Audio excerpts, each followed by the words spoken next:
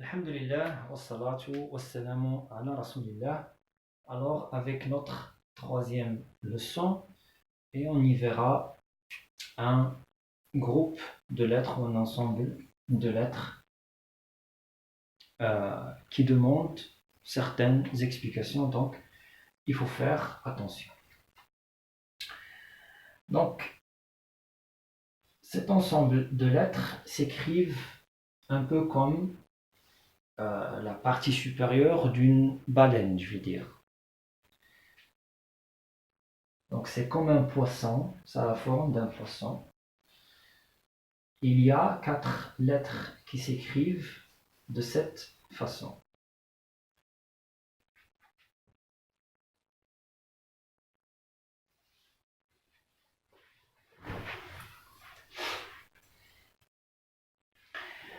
Donc, quand je ne mets pas de point, donc ici je peux mettre un point ou un trait comme ça, vertical. Si je ne mets pas de point, c'est la lettre SA. La lettre SA. Et c'est une lettre qui est toujours aggravée. Donc, comme j'ai dit dans une séance précédente, en arabe, on abaisse ou on aggrave selon les consonnes et non pas selon les voyelles. Donc, j'ai la lettre sin. Cette lettre est toujours abaissée. Je dis sa, sou, si. Alors que pour cette lettre, je dis sa, so, si. Je crois que la différence est claire. En arabe, la règle, c'est qu'on abaisse ou on aggrave selon les consonnes et non pas selon les voyelles. Donc ici, j'ai sad, harf as-sad. Ça se prononce sa, so, si. Donc selon les voyelles qu'on va mettre avec. Si je mets un point, ça devient la lettre dad. Dad. C'est comme le D aggravé là, donc D avec A. C'est un peu ça, c'est pas exactement ça, mais c'est un peu ça parce qu'en arabe, cette lettre là, on la prononce correctement, si on veut la prononcer correctement, ça sort du côté de la langue avec, avec les dents. D'accord? Ça ne sort pas du devant de la bouche, ça sort du côté. Da, da. Ben, il y a des gens qui la prononcent du côté gauche, il y a d'autres qui la prononcent du côté droit, il y a d'autres qui la prononcent des deux côtés. D'accord? Donc, c'est une lettre particulière à l'alphabet arabe. Mais là aussi, il faut toujours, toute cette lettre, il faut les aggraver. Nous avons ici da. Donc, je dis da, do, di. C'est toujours aggravé. Si je mets un trait vertical, ça devient ta, ta. Et là aussi, c'est toujours aggravé. Ta, ti, to. Ici, je mets le trait en plus d'un point. J'ai va, va. On a vu dans un ensemble précédent la lettre vel, va, va, vi, zo.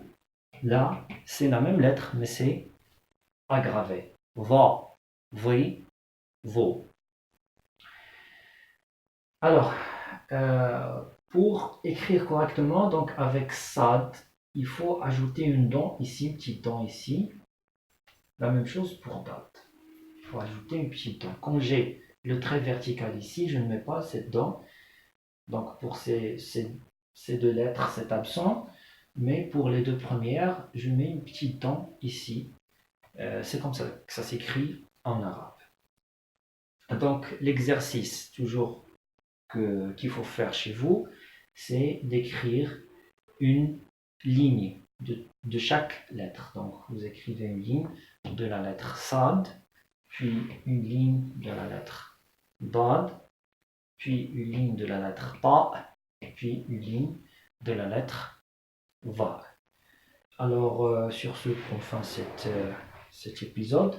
Bon, si je veux mettre des équivalences entre ces lettres et les lettres du français, donc je vais ici écrire Sad.